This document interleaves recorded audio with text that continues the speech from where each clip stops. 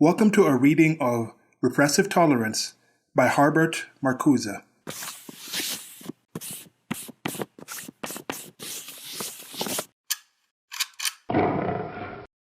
This is part of my series of edible information in audible form. Some of the entries in this series are things that I had read and want other people to have access to actually listen to it. I prefer audible things in general because you can do several things while doing it.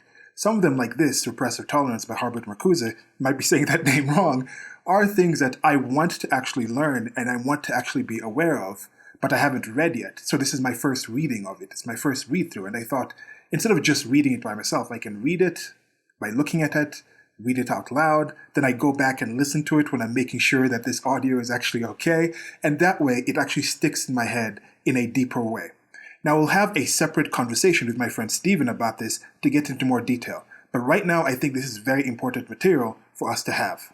Marcuse was born in Germany in the late 1800s, was one of the founders of the Frankfurt School in, I think it was early 1900s. Then he ended up emigrating to the United States of America via Switzerland. This was during the time of the rise of Nazi Germany. I will try to come back and leave links somewhere where you're listening to this once I post the discussion that I have with Steven about this, because we've had other discussions talking about certain things that have been inspired by Marcuse. And I think specifically repressive tolerance is a lot of things that go on in the world that would help you to actually familiarize yourself with this content to have a better understanding of some of the things going on sociopolitically in the United States of America and the West and other parts of the world that are tied into the West. I had a recent observation that all wars were, are, and will be cultural. But thankfully, we increasingly wage these battles on the mental arena with words and ideas. And these are very important words and ideas when it comes to the ongoing culture wars. If you're watching the video version, on the screen there will be a drawing of Herbert Marcuse going on, and you can get that. There will be links to a merchandise store, and that's for my Anyone But K series, where I just pick people who I think are worth more being on a shirt than Che Guevara, who is a rather garbage human being in my estimation. And even Herbert Marcuse, people might say some of the things that he's inspired are distasteful, but as an individual, I don't consider Marcuse to even be as bad as that, because it's ideas. Now, what people do with those ideas, that's something else. Che Guevara was actually somebody who directly acted with certain ideas and demanded certain people do certain things, so that was why I think he's worse in that situation. So here we go. Without further ado, I'm going to get into the reading. Thank you for listening. And this is Repressive Tolerance, the full text, and this is from marcuse.org. I shall leave a link to it. And it says here, from Robert Paul Wolfe, Barrington Moore Jr., and Herbert Marcuse, a critique of pure tolerance, in the Boston Beacon Press of 1969, and it was pages 95 to 137, which I think is the Repressive Tolerance. This 123-page book was originally published in 1965. The 1969 edition below includes Herbert's 1968 postscript. Note, this CA, I think that's circa 18-page hypertext version, has not been checked for accuracy. Source given at the bottom. 10/25/2015.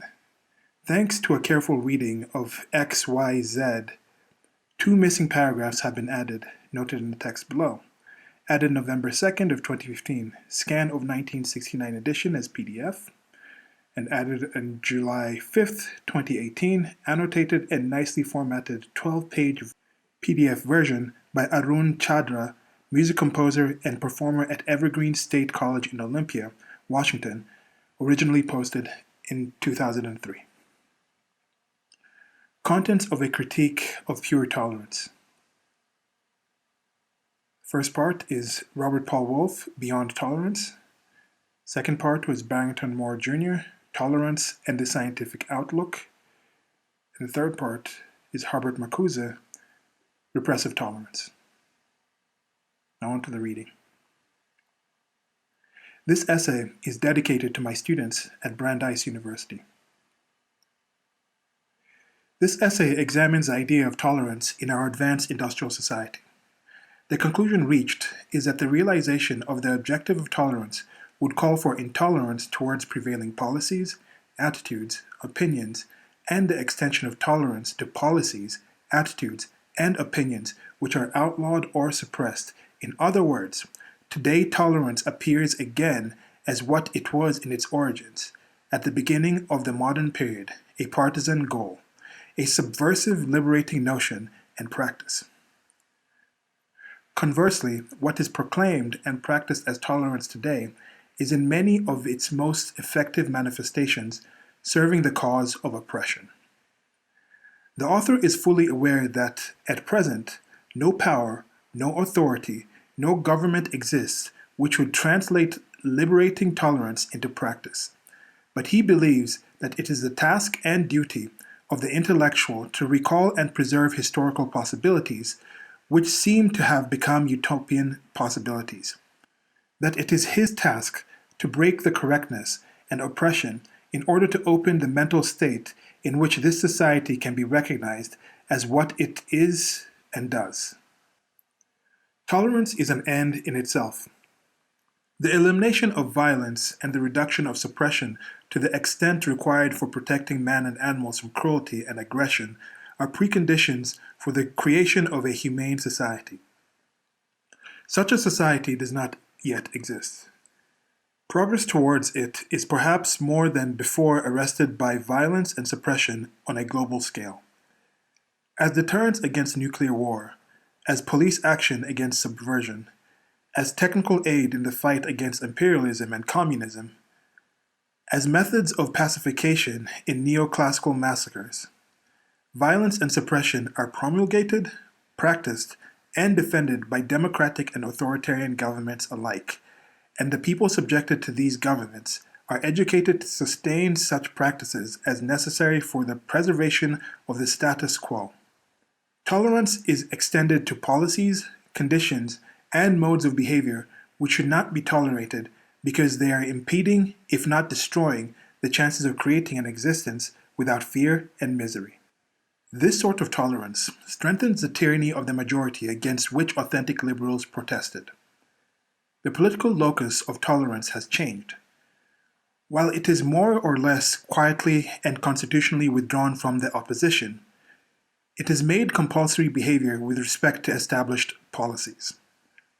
Tolerance is turned from an active to a passive state, from practice to a non-practice, laissez-faire the constituted authorities. It is the people who tolerate the government, which in turn tolerates opposition within the framework determined by the constituted authorities. Tolerance toward that which is radically evil now appears as good because it serves the cohesion of the whole on the road to affluence or more affluence. The toleration of the systematic moralization of children and adults alike by publicity and propaganda, the release of destructiveness in aggressive driving, the recruitment for and training of special forces, the impotent and benevolent tolerance towards outright deception in merchandising, waste, and planned obsolescence are not distortions and aberrations. They are the essence of a system which fosters tolerance as a means for perpetuating the struggle for existence and suppressing the alternatives. The authorities in education, morals, and psychology are vociferous against the increase in juvenile delinquency. They are less vociferous against the proud presentation in word and deed and pictures of every more powerful missiles, rockets, bombs, the mature delinquency of a whole civilization. According to our dialectical proposition, it is the whole which determines the truth, not in the sense that the whole is prior or superior to its parts, but in the sense that its structure and function determine every particular condition and relation. Thus, within a repressive society, even progressive movements threaten to turn into their opposite to the degree to which they accept the rules of the game. To take a most controversial case, the exercise of political rights, such as voting, letter writing to the press, to senators, etc., protest demonstrations with a priori renunciation of counterviolence, in a society of total administration, serves to strengthen this administration by testifying to the existence of democratic liberties which, in reality, have changed their content and lost their effectiveness. In such a case, freedom of opinion, of assembly, of speech become an instrument for absolving servitude. And yet, and only here the dialectical proposition shows its full intent. The existence and practice of these liberties remain a precondition for the restoration of their original oppositional function, provided that the effort to transcend their often self-imposed limitations is intensified. Generally, the function and value of tolerance depend on the equality prevalent in the society in which tolerance is practiced. Tolerance itself stands subject to overriding criteria. Its range and its limits cannot be defined in terms of the respective society. In other words, tolerance is an end in itself, only when it is truly universal, practiced by the rulers as well as the ruled, by the lords as well as the peasants, by the sheriffs as well as their victims. And such universal tolerance is possible only when no real and alleged enemy requires in national interests the education and training of people in military violence and destruction. As long as these conditions do not prevail, the conditions of tolerance are loaded. They are determined and defined by the institutionalized inequality, which is certainly compatible with constitutional equality, i.e., by the class structure of society. In such a society, tolerance is de facto limited on the dual ground of legalized violence or suppression, police, armed forces, guards of all sorts, and of the privileged position held by the predominant interests and their connections. These background limitations of tolerance are normal prior to the explicit and judicial limitations as defined by the courts, custom, governments, etc. For example, clear and present danger, threat to national security, heresy. Within the framework of such social structure, tolerance can be safely practiced and proclaimed. It is of two kinds. 1. The passive toleration of entrenched and established attitudes and ideas, even if their damaging effect on man and nature is evident. And 2. The active, official tolerance granted to the right as well as to the left, to movements of aggression as well as to movements of peace, to the party of hate as well as to that of humanity. I call this nonpartisan tolerance abstract or pure, inasmuch as it refrains from taking sides. But in doing so, it actually protects the already established machinery of discrimination. The tolerance which enlarged the range and content of freedom was always partisan, intolerant towards the protagonists of the repressive status quo. The issue was only the degree and extent of intolerance.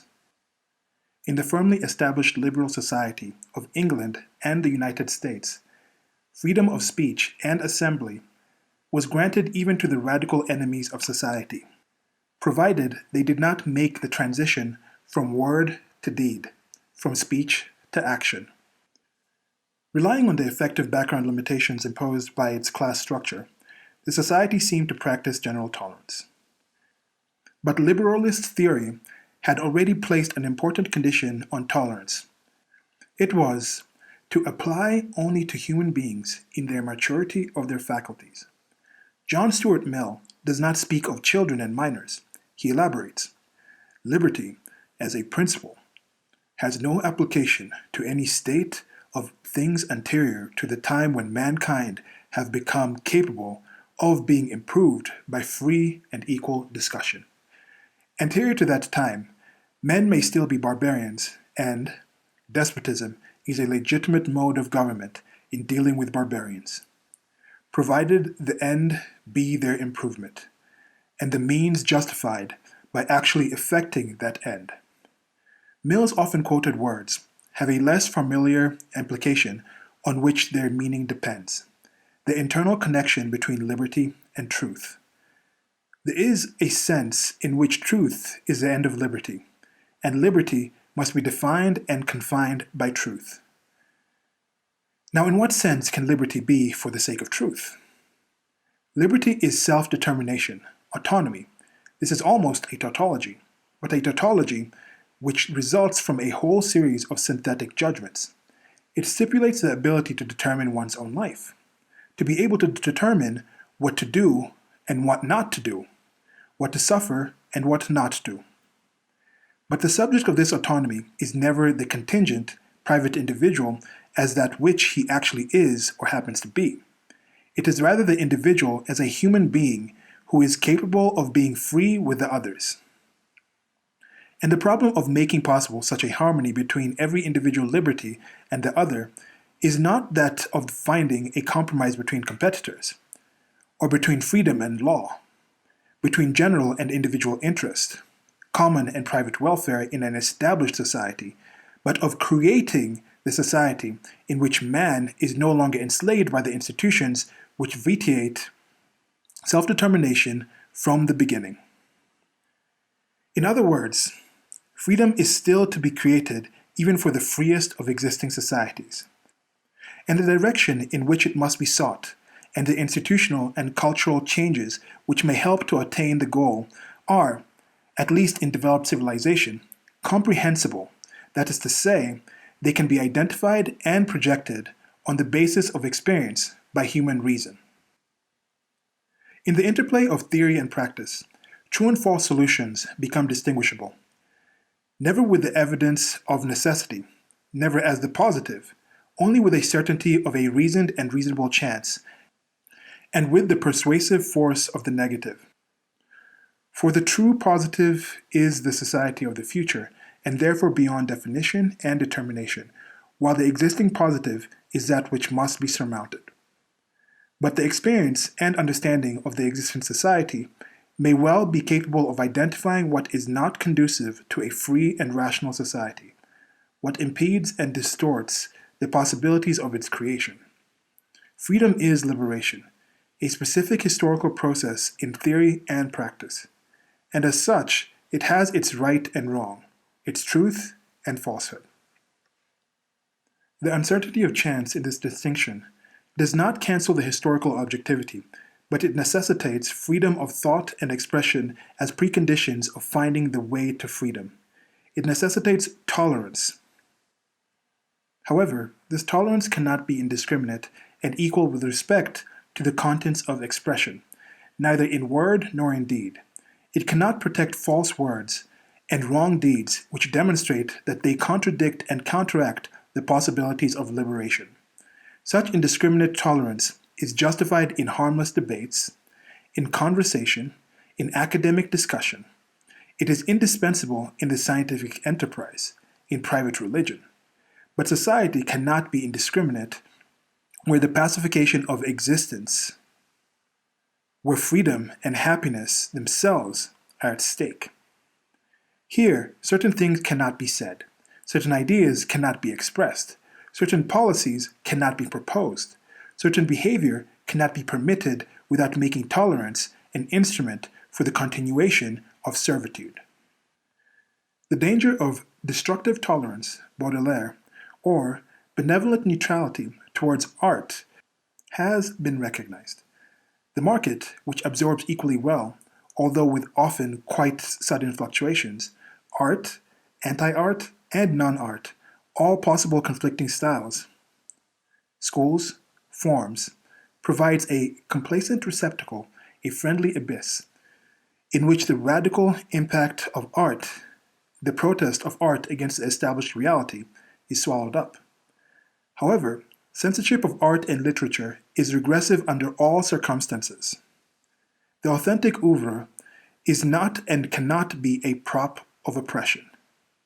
And pseudo-art, which can be such a prop, is not art. Art stands against history, withstands history, which has been the history of oppression. For art subjects reality to laws other than the established ones, to the laws of the form, which creates a different reality, negation of the established one, even where art depicts the established reality. But in its struggle with history, art subjects itself to history.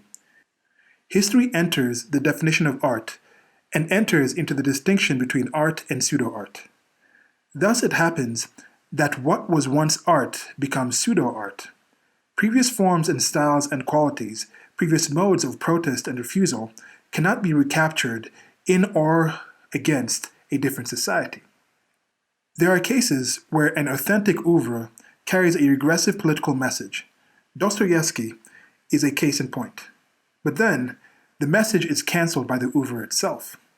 The regressive political content is absorbed, aufgehoben, in the artistic form, in the work as literature. Tolerance of free speech is the way of improvement, of progress in liberation, not because there is no objective truth, and improvement must necessarily be a compromise between a variety of opinions, but because there is an objective truth which can be discovered, ascertained only in learning and comprehending that which is and that which can be and ought to be done for the sake of improving the lot of mankind. This common and historical ought is not immediately evident and at hand. It has to be uncovered by cutting through, splitting, and breaking asunder, disquito, the given material, separating the right and wrong, good and bad, correct and incorrect. The subject whose improvement depends on a progressive historical practice is each man as man, and this universality is reflected in that of the discussion, which a priori does not exclude any group or individual. But even the all-inclusive character of liberalist tolerance was, at least in theory, based on the proposition that men were potential individuals who could learn to hear and see and feel by themselves, to develop their own thoughts, to grasp their true interests and rights and capabilities. Also again established authority and opinion. This was the rationale of free speech and assembly. Universal tolerance becomes questionable when its rationale no longer prevails. When tolerance is administered to manipulated and indoctrinated individuals who parrot as their own the opinions of their masters, from whom heteronomy has become autonomy. The telos of tolerance is truth. It is clear from the historical record that the authentic spokesman of tolerance had more and other truth in mind than that of propositional logic and academic theory. John Stuart Mill speaks of the truth which is persecuted in history and which does not triumph over persecution by virtue of its inherent power, which in fact has no inherent power against the dungeon and the stake. And he enumerates the truths which were cruelly and successfully liquidated in the dungeons and at the stake. And he enumerates the truths which were cruelly and successfully liquidated in the dungeons and at the stake. That of Arnold of Brescia, of Fra Dolcino, of Savonarola, of the Albigensians, Waldensians, Lollards, and Hussites. Tolerance is first and foremost for the sake of the heretics. The historical road towards humanitas appears as heresy, target of persecution by the powers that be. Heresy by itself, however, is no token of truth. The criterion of progress in freedom according to which Mill judges these movements is the Reformation. The evaluation is ex post, and his list includes opposites. Savonarola, too, would have burned Fra Dolcino. Even the ex post evaluation is contestable to its truth. History corrects the judgment too late. The correction does not help the victims and does not absolve their executioners. However, the lesson is clear. Intolerance has delayed progress and has prolonged the slaughter and torture of innocents for hundreds of years. Does this clinch the case for indiscriminate, pure tolerance? Are there historical conditions in which such toleration impedes liberation and multiplies the victims who are sacrificed to the status quo? Can the indiscriminate guarantee of political rights and liberties be repressive? Can such tolerance serve to contain qualitative social change? I shall discuss this question only with reference to political movements, attitudes, schools of thoughts, philosophies which are political in the widest sense, affecting the society as a whole, demonstrably transcending the sphere of privacy. Moreover, I propose a shift in the focus of the discussion. It will be concerned not only, and not primarily, with tolerance towards radical extremes, minorities, subversives, etc., but rather with tolerance towards majorities, toward official and public opinion, toward the established protectors of freedom. In this case, the discussion can have as a frame of reference only a democratic society, in which the people, as individuals and as members of political and other organizations, participate in the making, sustaining, and changing policies. In an authoritarian system, the people do not tolerate, they suffer the established policies. Under a system of constitutionally guaranteed and generally and without too many and too glaring exceptions practiced civil rights and liberties, opposition and dissent are tolerated unless they issue in violence and or in exhortation to an organization of violent subversion. The underlying assumption is that the established society is free, and that any improvement, even a change in the social structure and social values, would come about in the normal course of events, prepared, defined, and tested in free and equal discussion, on the open marketplace of ideas and goods. Now, in recalling John Stuart Mill's passage, I drew attention to the premise hidden in this assumption. Free and equal discussion can fulfill the function attributed to it only if it is rational. Expression and development of independent thinking, free from indoctrination, manipulation, extraneous authority. The notion of pluralism and countervailing powers is no substitute for this requirement. One might in theory construct a state in which a multitude of different pressures, interests, and authorities balance each other out and result in a truly general and rational interest. However, such a construct badly fits a society in which powers are and remain unequal and even increase their unequal weight when they run their own course. It fits even worse when the variety of pressures unifies and coagulates into an overwhelming whole, integrating the particular countervailing powers by virtue of an increasing standard of living and an increasing concentration of power. Then, the laborer, whose real interest conflicts with that of management, the common consumer, whose real interest conflicts with that of the producer, the intellectual, whose vocation conflicts with that of his employer, find themselves submitting to a system against which they are powerless and appear unreasonable. The ideas of the available alternatives evaporates into an utterly utopian dimension in which it is at home. For a free society is indeed unrealistically and undefinably different from the existing ones. Under these circumstances, whatever improvement may occur in the normal course of events, and without subversion, is likely to be an improvement in the direction determined by the particular interests which control the whole. By the same token, those minorities which strive for a change of the whole itself will, under optimal conditions which rarely prevail, be left free to deliberate and discuss, to speak and to assemble, and will be left harmless and helpless in the face of the overwhelming majority, which militates against qualitative social change. The majority is firmly grounded in the increasing satisfaction of needs and technological and mental coordination, which testify to the general helplessness of radical groups in a well-functioning social system. Within the affluent democracy, the affluent discussion prevails, and within the established framework, it is tolerant to a large extent. All points of view can be heard.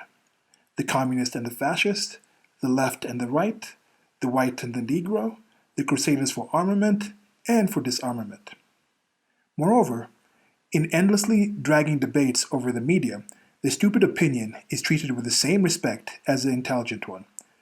The misinformed may talk as long as the informed, and propaganda rides along with education, truth and falsehood.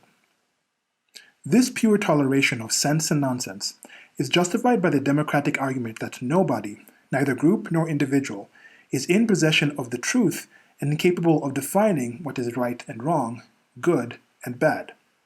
Therefore, all contesting opinions must be submitted to the people for its deliberation and choice.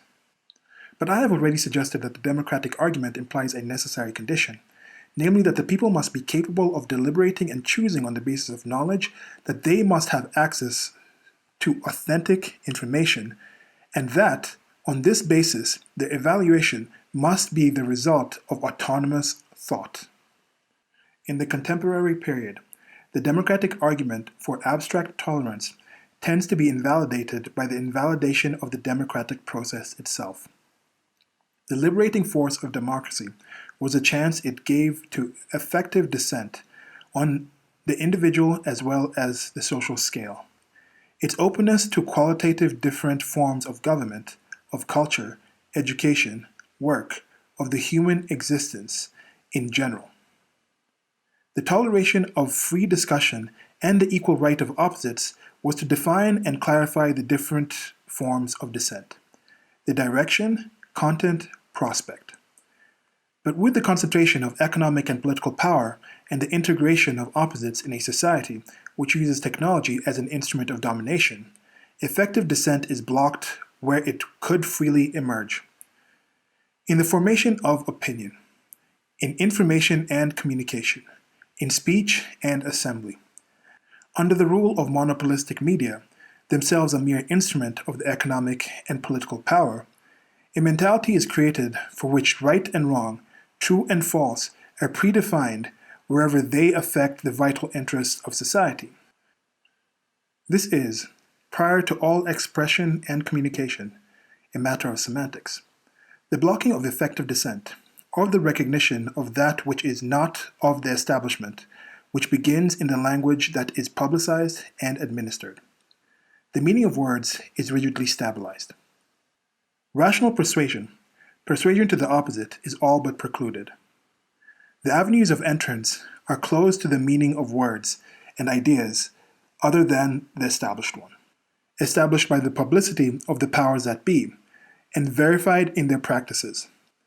Other words can be spoken and heard, other ideas can be expressed, but at the massive scale of the conservative majority, outside such enclaves as the intelligentsia, they are immediately evaluated, i.e., automatically understood, in terms of the public language, a language which determines a priori the direction in which the thought process moves. Thus, the process of reflection ends where it started, in the given conditions and relations. Self-validating the argument of the discussion repels the contradiction because the antithesis is redefined in terms of the thesis. For example, thesis, we work for peace. Antithesis, we prepare for war, or even we wage war. Unification of opposites, preparing for war is working for peace.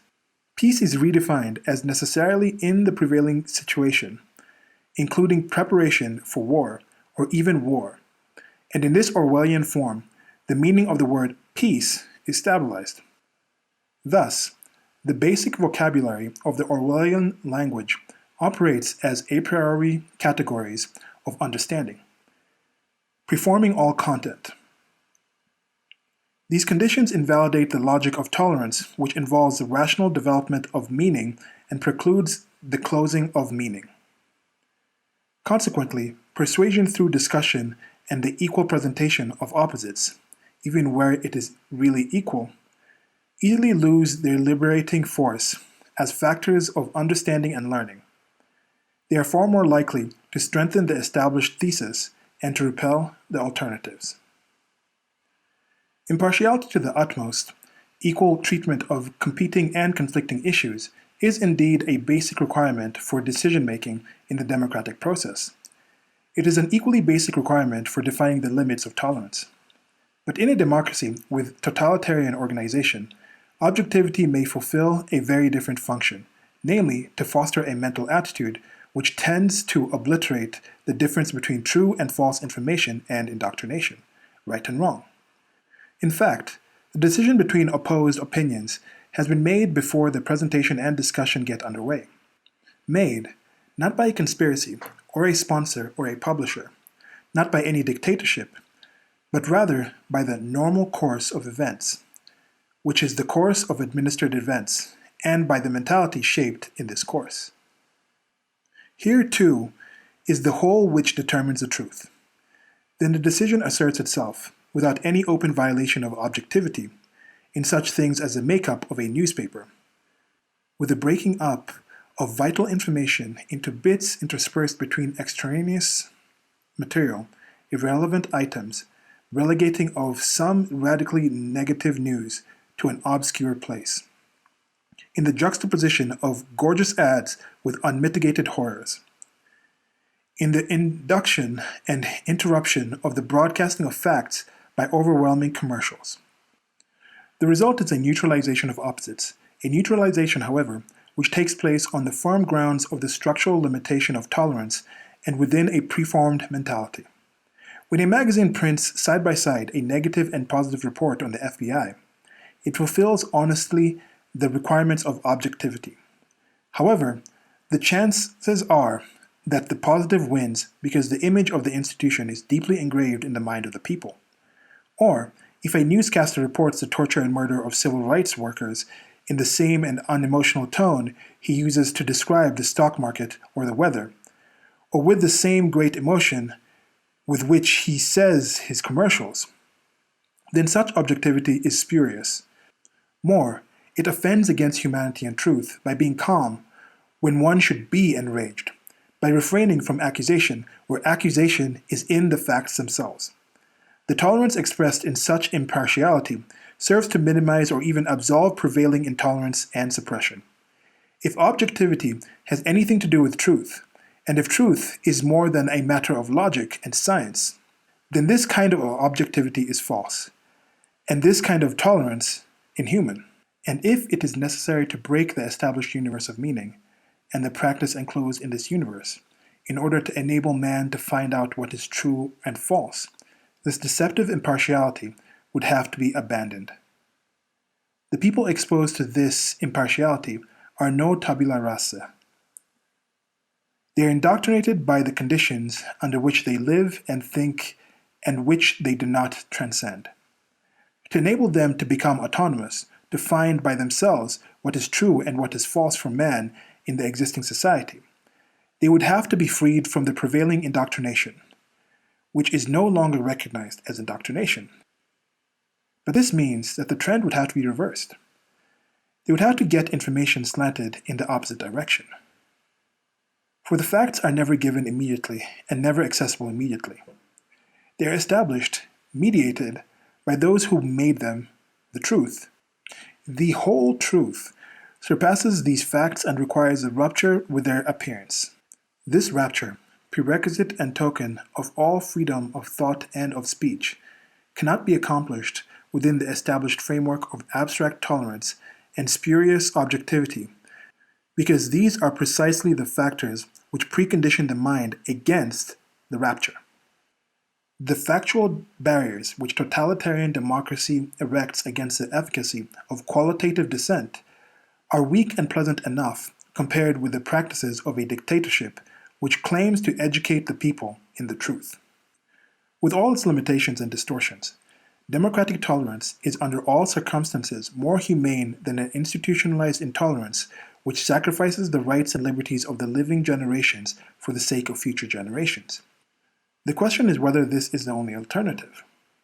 I shall presently try to suggest the direction in which an answer may be sought. In any case, the contrast is not between democracy in the abstract and dictatorship in the abstract. Democracy is a form of government which fits very different types of society. This holds true even for a democracy with universal suffrage and equality before the law. And the human costs of a democracy are always and everywhere those exacted by the society whose government it is. The range extends all the way from normal exploitation, poverty, and insecurity to the victims of wars, police actions, military aid, etc., in which the society is engaged, and not only the victims within its own frontiers.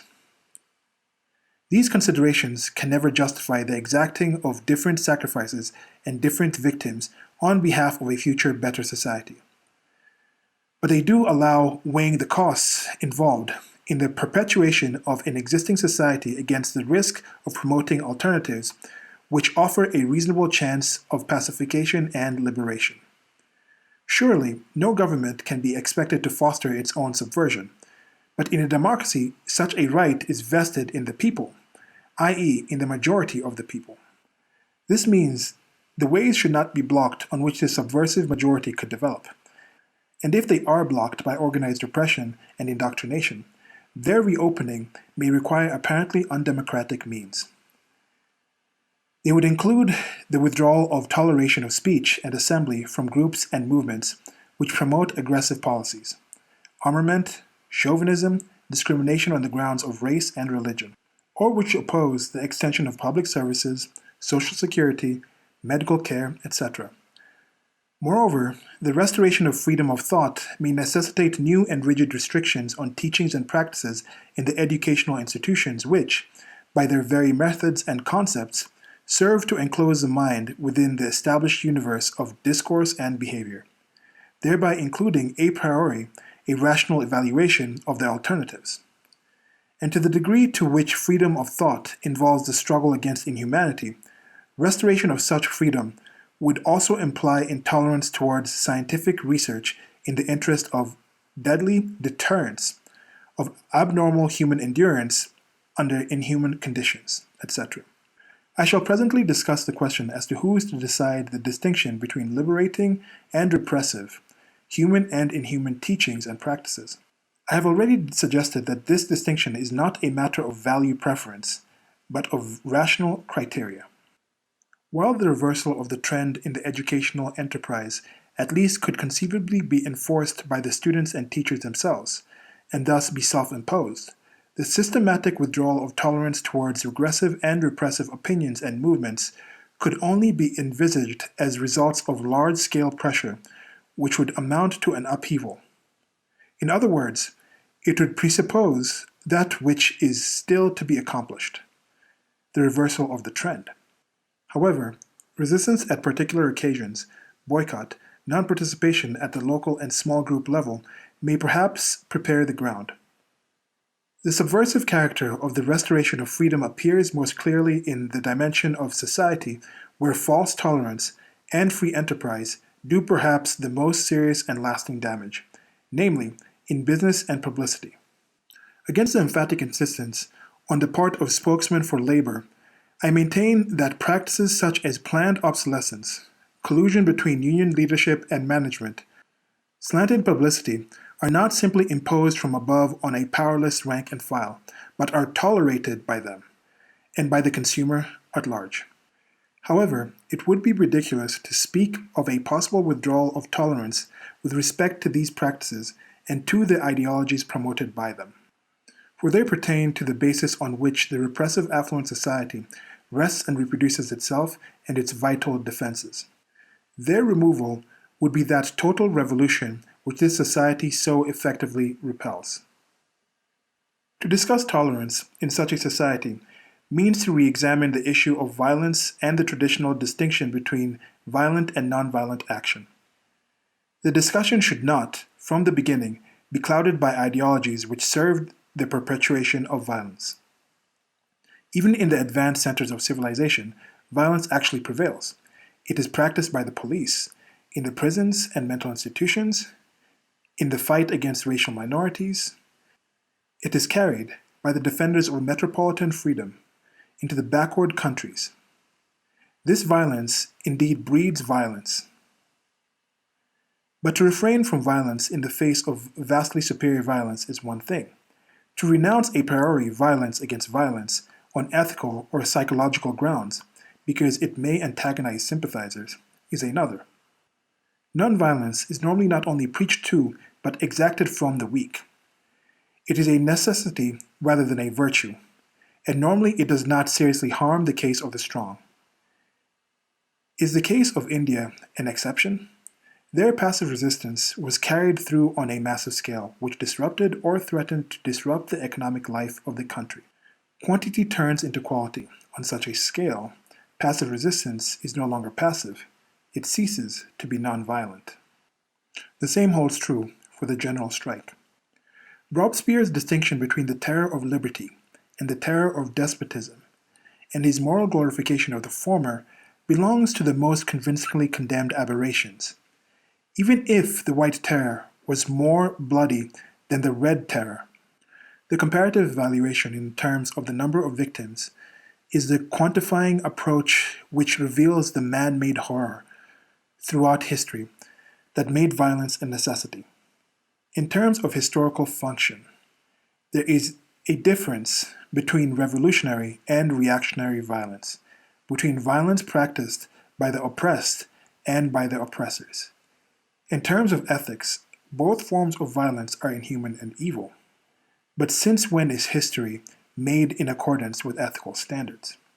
To start applying them at the point where the oppressed rebel against the oppressors, the have-nots against the haves, is serving the cause of actual violence by weakening the protest against it. Try to understand this at any rate. If violence began this very evening, and if exploitation and oppression had never existed on the earth, perhaps the slogans of nonviolence might end the quarrel. But if the whole regime, even your nonviolent ideas, are conditioned by 1,000-year-old oppression, your passivity serves only to place you in the ranks of the oppressor. Jean-Paul Sartre, Preface to Fanon's The Wretched of the Earth. The very notion of false tolerance, and the distinction between right and wrong limitations on tolerance, between progressive and regressive indoctrination, revolutionary and reactionary violence demand the statement of criteria for its validity. These standards must be prior to whatever constitutional and legal criteria are set up and applied in an existing society, such as clear and present danger, and other established definitions of civil rights and liberties. For such definitions themselves presuppose standards of freedom and repression as applicable or not applicable in the respective society. They are specifications of more general concepts. By whom, and according to what standards, can the political distinction between true and false, progressive and regressive, for in this sphere these pairs are equivalent, be made and its validity be justified? At the outset, I propose that the question cannot be answered in terms of the alternative between democracy and dictatorship, according to which, in the latter, one individual or group, without any effective control from below, arrogate to themselves the decision. Historically, even in the most democratic democracies, the vital and final definitions affecting the society as a whole have been made, constitutionally or in fact, by one or several groups without effective control by the people themselves. The ironical question, who educates the educator, i.e. the political leaders, also applies to democracy. The only authentic alternative and negation of dictatorship, with respect to this question, would be a society in which the people have become autonomous individuals, freed from the repressive requirements of a struggle for existence in the interest of domination, and as such human beings choosing their government and determining their life. Such a society does not yet exist anywhere. In the meantime, the question must be treated in abstraction, not from the historical possibilities, but from the realities of the prevailing societies. I suggested that the distinction between true and false tolerance, between progress and regression, can be made rationally on empirical grounds. The real possibilities of human freedom are relative to the attained stage of civilization. They depend on the material and intellectual resources available at the respective stage, and they are quantifiable and calculable to a high degree. So are, at the stage of advanced industrial society, the most rational ways of using these resources and distributing the social product with priority on the satisfaction of vital needs and with a minimum of toil and injustice. In other words, it is possible to define the direction in which prevailing institutions, policies, opinions would have to be changed in order to improve the chance of a peace which is not identical with Cold War and a little hot war, and a satisfaction of needs which does not feed on poverty, oppression, and exploitation. Consequently, it is also possible to identify policies, opinions, movements which promote this chance, and those which would do the opposite. Suppression of the regressive ones is a prerequisite for the strengthening of the progressive ones. The question who is qualified to make these distinctions, definitions, identifications for society as a whole has now one logical answer, namely, everyone, in the maturity of his faculties. As a human being, everyone who has learned to think rationally and autonomously. The answer to Plato's educational dictatorship is the democratic educational dictatorship of free men. John Stuart Mill's conception of res publica is not the opposite of Plato's. The liberal, too, demands the authority of reason, not only as an intellectual, but also as a political power. In Plato, rationality is confined to the small number of philosopher kings. In Mill, every rational human being participates in the discussion and decision, but only as a rational being. Where society has entered the phase of total administration and indoctrination, this would be a small number indeed, and not necessarily that of the elected representatives of the people. The problem is not that of an educational dictatorship, but that of breaking the tyranny of public opinion and its makers in the closed society.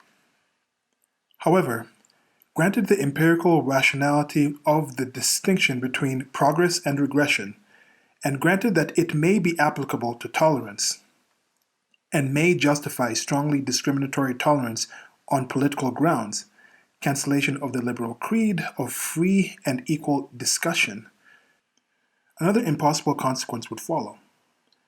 I said that, by virtue of its inner logic, withdrawal of tolerance from regressive movements and discriminatory tolerance in favor of progressive tendencies would be tantamount to the official promotion of subversion. The historical calculus of progress, which is actually the calculus of the prospective reduction of cruelty, misery, suppression, seems to involve the calculated choice between two forms of political violence.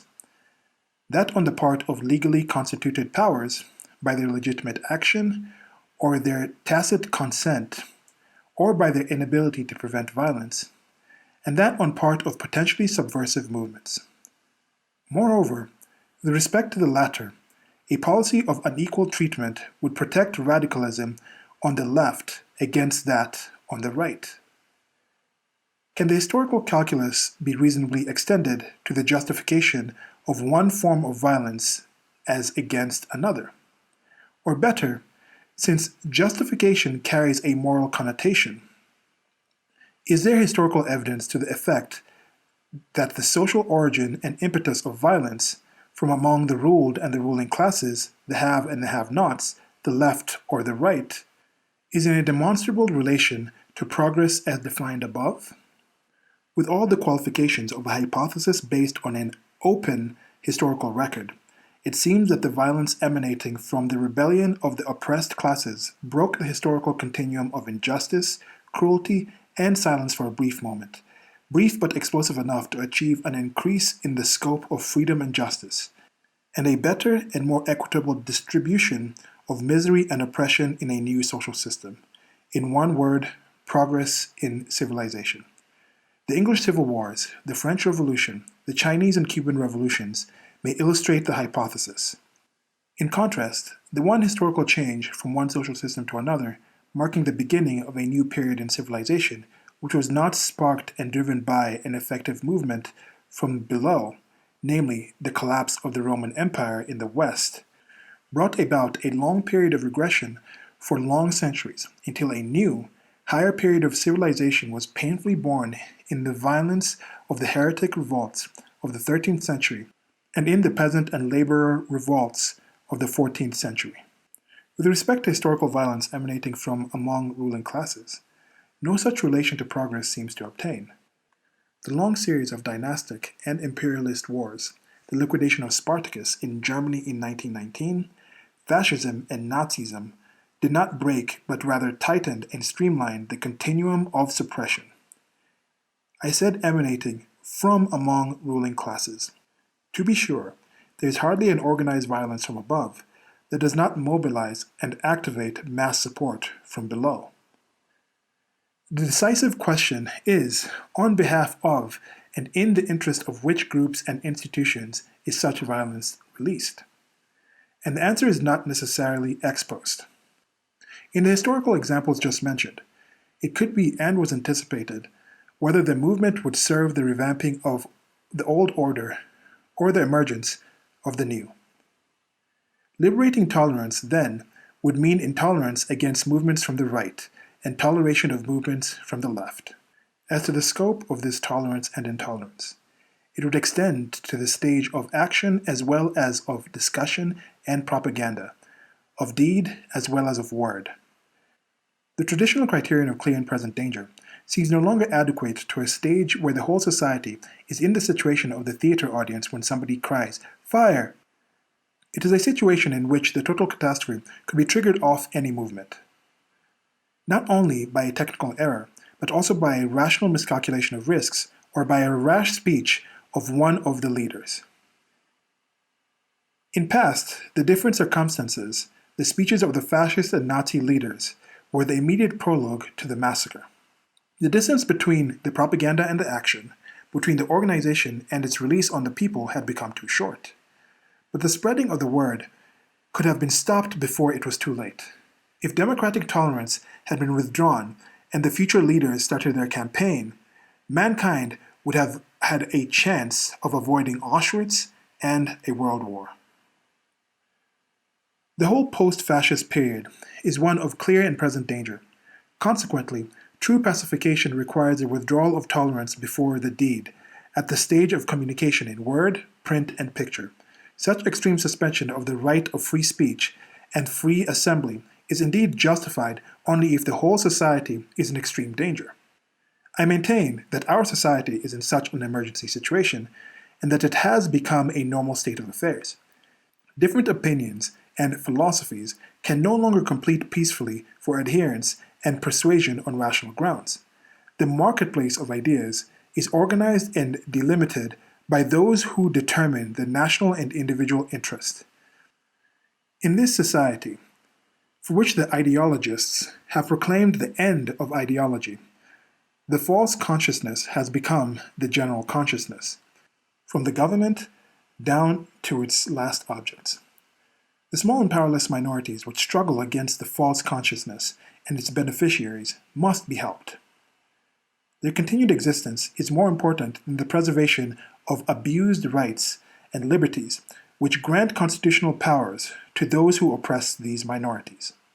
It should be evident by now that the exercise of civil rights by those who don't have them presupposes the withdrawal of civil rights from those who prevent their exercise, and that liberation of the damned of the earth presupposes suppression not only of their old, but also of their new masters. Withdrawal of tolerance from regressive movements before they can become active. Intolerance even toward thought, opinion, and word, and finally, intolerance in the opposite direction, that is, towards the self-styled conservatives to the political right. These anti-democratic notions respond to the actual development of the democratic society, which has destroyed the basis of universal tolerance. The conditions under which tolerance can again become a liberating and humanizing force have still to be created. When tolerance mainly serves the protection and preservation of a repressive society, when it serves to neutralize opposition, and to render men immune against other and better forms of life, then tolerance has been perverted. And when this perversion starts in the mind of the individual, in his consciousness, his needs, when heteronymous interests occupy him before he can experience his servitude, then the efforts to counteract his dehumanization must begin at the place of entrance, there where the false consciousness takes form, or rather, it's systematically formed. It must begin with stopping the words and images which feed this consciousness. To be sure, this is censorship, even pre-censorship, but openly directed against the more or less hidden censorship that permeates the free media. Where the false consciousness has become prevalent in national and popular behavior, it translates itself almost immediately into practice. The safe distance between ideology and reality, repressive thought and repressive action, between the word of destruction and the deed of destruction is dangerously shortened. Thus, the break through the false consciousness may provide the Archimedean point for a larger emancipation, at an infinitesimally small spot to be sure, but it is on the enlargement of such small spots that the chance of change depends. The forces of emancipation cannot be identified with any social class which, by virtue of its material condition, is free from false consciousness. Today they are hopelessly dispersed throughout the society, and the fighting minorities and isolated groups are often in opposition to their own leadership. In the society at large, the mental space for denial and reflection must be recreated. Repulsed by the concreteness of the administered society, the effort of emancipation becomes abstract. It is reduced to facilitating the recognition of what is going on, to freeing language from the tyranny of the Orwellian syntax and logic, to developing the concepts that comprehend reality. More than ever, the proposition holds true that progress in freedom demands progress in the consciousness of freedom.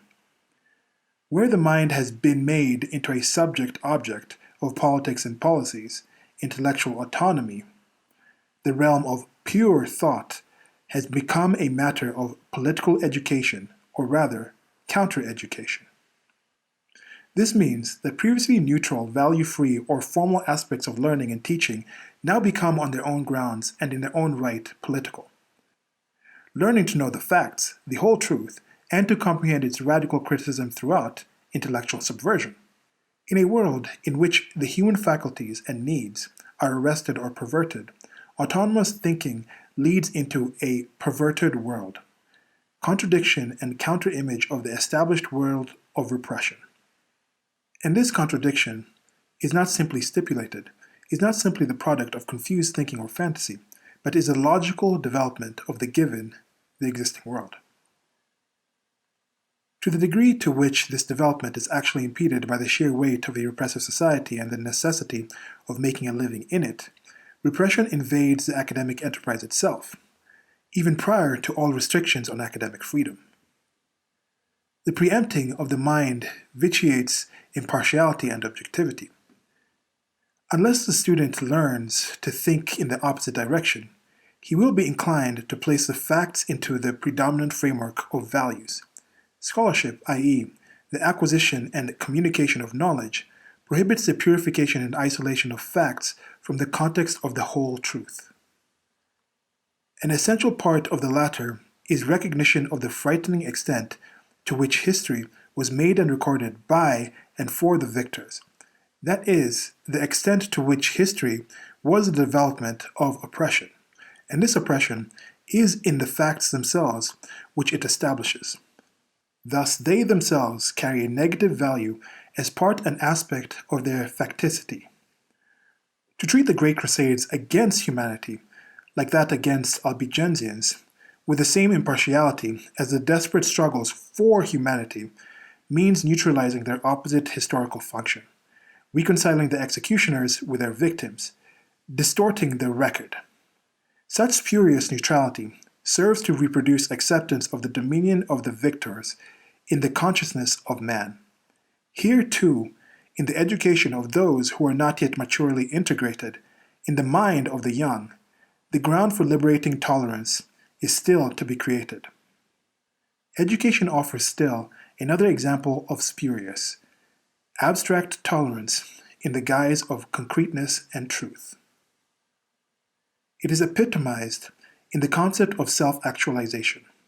From the permissiveness of all sorts of license to the child, to the constant psychological concern with the personal problems of the student, a large-scale movement is underway against the evils of repression and the need for being oneself. Frequently brushed aside is the question as to what has to be repressed before one can be a self, oneself. The individual potential is first a negative one, a portion of the potential of his society, of aggression, guilt-feeling, ignorance, resentment, cruelty, which vitiate his life instincts. If the identity of the self is to be more than the immediate realization of this potential, undesirable for the individual human being, then it requires repression and sublimation, consciousness transformation. This process involves at each stage, to use the ridiculed terms, which here reveal their succinct concreteness, the negation of the negation, mediation of the immediate, and identity is no more or no less than this process. Alienation is the constant and essential element of identity, the objective side of the subject, and not, as it is made to appear today, a disease, a psychological condition. Freud well knew the difference between progressive and regressive, liberating and destructive repression. The publicity of self-actualization promotes the removal of the one and the other.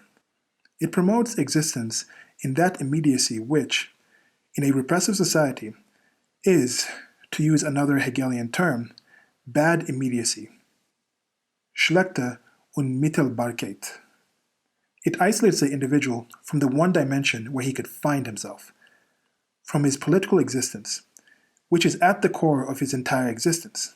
Instead, it encourages nonconformity and letting go in ways which leave the real engines of repression in the society entirely intact, which even strengthen these engines by substituting the satisfactions of private and personal rebellion for a more than private and personal, and therefore more authentic, opposition.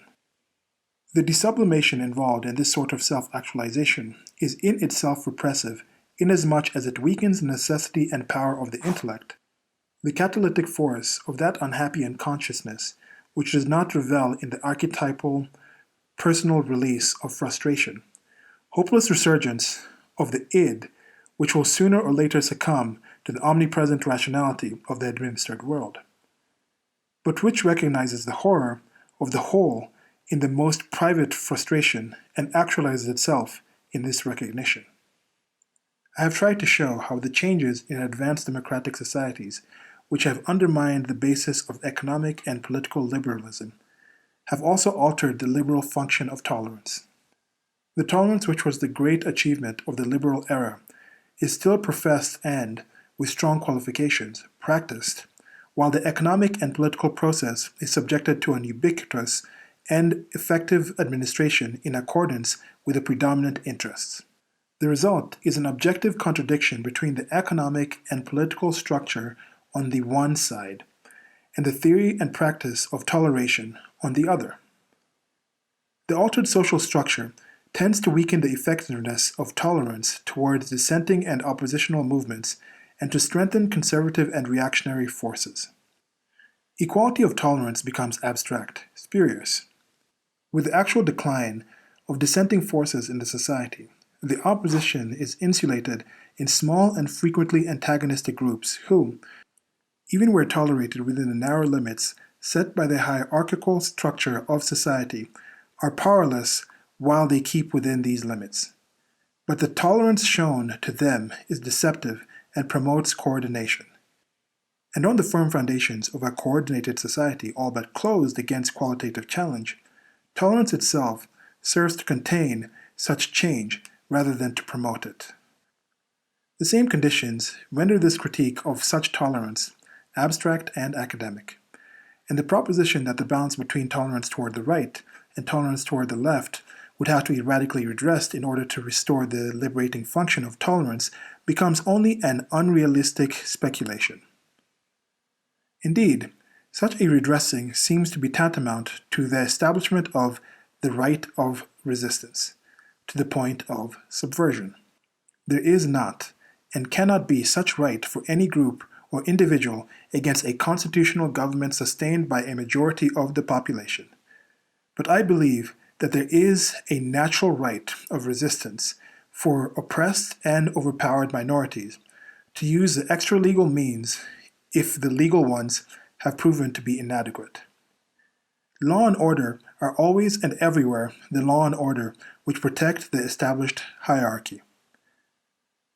It is nonsensical to invoke the absolute authority of this law and this order against those who suffer from it and struggle against it, not for personal advantages and revenge, but for their share of humanity.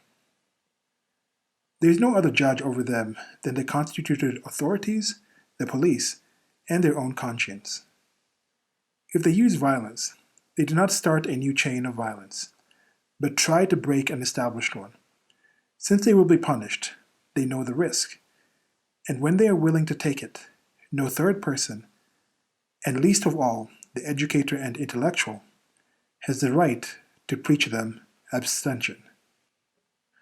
And that brings me to the end of this reading. I shall now go and read the last page because I switched to the actual 12-page document that was in there. And there was an issue that happened in the actual reading of the web page version, which is the original one that I started with, but I switched to this on about page 3. So there was an issue where I think in some situations you can scan in actual documents, and some programs will now digitize that actual document into a PDF form, then you can copy and paste that.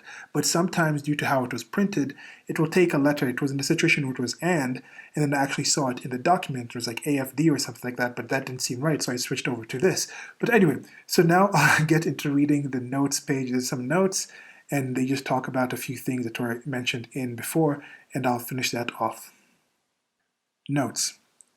Herbert Marcuse was born in Berlin on July 19, 1898.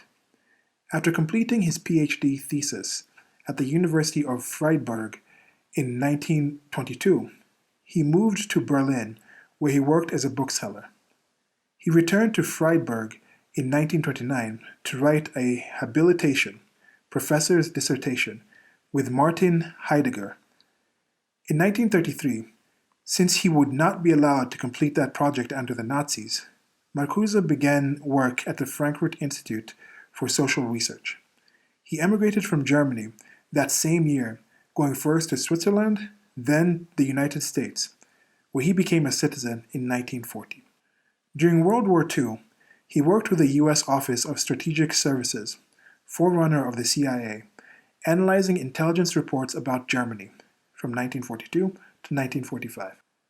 In 1952, he began a university teaching career as a political theorist, first at Columbia and Harvard, and then at Brandeis from 1954 to 1965. And finally, already retirement age, at the University of California, San Diego.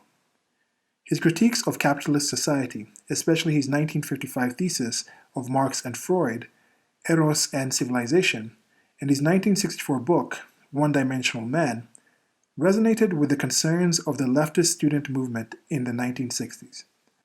He had many speaking engagements in the US and Europe in the late 1960s and in the 1970s. He died on July 29, 1979, after having suffered a stroke during a visit to Germany.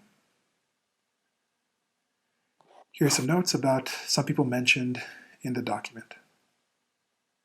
Arnold of Brescia, circa 1090 to 1155. Italian monk and former B. Brescia. A priest of irreproachable life, Arnold studied at Paris, where according to tradition, he was a pupil of Peter Abelard. He first gained prominence in the struggle at Brescia between the bishop and the city government. Arnold became sharply critical of the church, declaring that secular powers only ought to hold property. He opposed the possession of property by the church because he believed it was being tainted by its temporal power. At the Synod of Sens in 1140, dominated by Saint Bernard of Clairvaux, Arnold and Abelard were adjudged to be in error. Abelard submitted, but Arnold continued to preach. Pope Innocent II ordered Arnold exiled and his books burned. In 1145, Pope Eugene III ordered him to go to Rome in penitence. There the people had asserted the rights of the commune and had set up a republic. Arnold was attracted to their cause and became their leader, eloquently pleading for liberty and democratic rights. The Republicans under Arnold forced Eugene into temporary exile, 1146. Arnold was excommunicated by the Pope in 1148, but continued to head the Republican city-state even after Eugene III was permitted to re-enter Rome. When Adrian IV became Pope, however, he took stern measures. By placing Rome under an interdict in Holy Week, 1155, he forced the exile of Arnold. When Holy Roman Emperor Frederick I came to Rome, his forces at the Pope's request seized Arnold, who was then tried by the Roman Curia as a political rebel, not a heretic, and executed by secular authorities. To the end he was idolized by the Roman populace. Fra Dolcino, in 1300, headed the Apostolic Brothers, an outlawed religious sect that was forcibly suppressed. He was burned at the stake by the Catholic Church in 1307. Girolamo Savonarola, 1452 to 98. Popular and briefly powerful Florentine preacher, renowned both for his eloquent attacks on the Catholic Church's laxity and for his extreme severity. He was eventually hanged and burned at the stake by the Catholic Church for heresy. The Albigensians, also known as the Albigenses, a heretical southern French religious sect that flourished in the 12th and 13th centuries, but disappeared under the combined assault of the Catholic Inquisition, missionary preachings, and Pope Innocent III's crusade against them in 1209. Waldensians, also known as Waldensians, after their leader Pierre Waldo, a wealthy merchant in Lyons, France, who in the 12th century gave away his wealth and organized an ascetic and heretical religious sect which was strongly persecuted by the Catholic Church but survived to merge with the German Protestants in the 16th century. Lollards, members of an ascetic and anti-sacerdotal English and Scottish movement for ecclesiastical reform led by John Wycliffe of 1324 to 1384, and popular among both middle and lower classes until driven underground by suppressive measures of the Catholic Church. Hussites, followers of John Huss, 1369 to 1415, who led a popular movement in Bohemia and Moravia that was strongly influenced by the religious teachings of Wycliffe, but also involved a national struggle between Czechs and Germans, and a social struggle against feudalism. Its influence was dissipated by internal schism, military defeat, and widespread defection, but remnants of the group survived to unite with the 16th century reformers. So that's it for the notes. Just a few thoughts before I close up. I had heard of the Albigensians when I was reading Steven Pinker's book, great book, Better Angels Are in Nature. And if you just hear the things that happened to them and you just see the other stories of people, and I just hear people currently in certain movements who I could imagine if these people were existent just 100 years ago, 1,200 years ago, talk about these thousands of years, hundreds of years ago, they would have had their entire little movements that go up. Now, these ones are big and historical, but how many other people had these minor movements or certain ideas that were somewhat similar to these people that could have caught on if they had been in the right position? Imagine if people had social media back then. How big would have these movements been? Would you be able to just take somebody out and burn them by the stake? Or would you have these millions of followers online who'd be like, no way, you can't do this? I don't think so. So there's some things like that that I think have just generally improved about current society, current timeline, than in the past. This is still, to me, the best time to be alive that we know of, because the actual things that are happening with these people is a lot different. Now, people might think, oh, there's so much more movements, there's things like this and up and down, but just in similar situation, how these specific people had to be in specific situations, in specific occasions, in specific places, out of chance and luck, in order to actually get their voices out there, to get the following.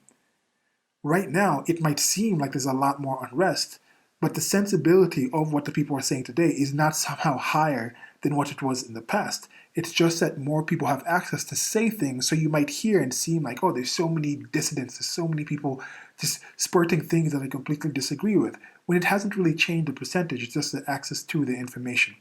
Now with this, I hope you've enjoyed the reading. As I mentioned, I shall have a different one. I've been taking some notes while I'm actually doing this reading that I'll talk to Stephen and talk about how we're going to do it. It seems like it might take a two-part, maybe break it up to an hour apiece, where it might actually just go in. I've been taking certain paragraphs where I think I want to give some thoughts on. Let me know what you think about this reading, if you've actually read this on your own. If you think there's certain things that have been inspired by Herbert Marcuse's work, especially this repressive tolerance, that you think might have been twisted, what do you think fits, what do you think is off? What have you heard about this before? Had you read it before? Have your mind changed on it since you first read it versus now that you're listening to it versus in current timeline?